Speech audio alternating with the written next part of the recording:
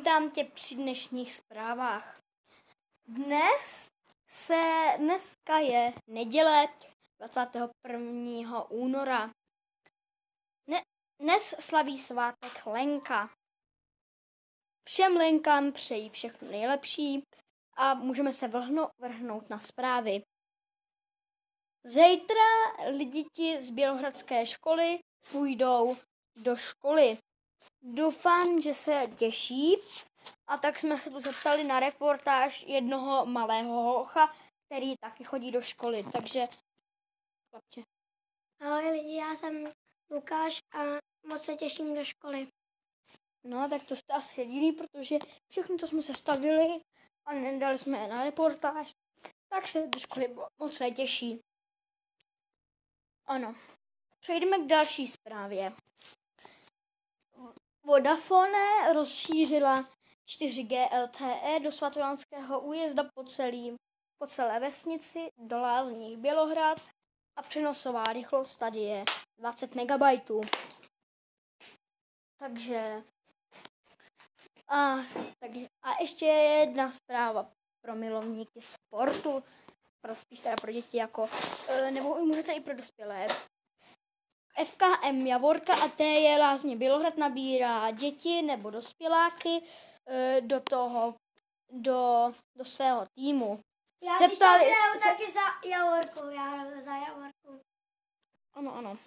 Takže jak jste slyšeli, takže jim se to líbí moc dětem a našemu Lukášovi Šiškovi, který tady zrovna se mnou je ve studiu, tak se mu to hrozně líbí. Takže při dnešních zprávách by to mohlo být asi vše. Těšíme se na vás příště a teď si dáme sportek.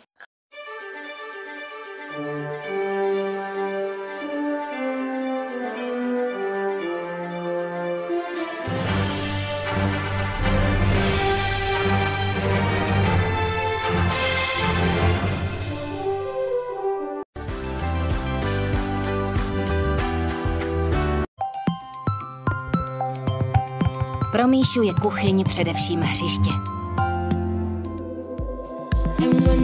A tak mají troubu, která umí pacičky.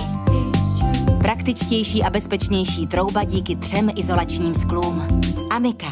Ladí se životem.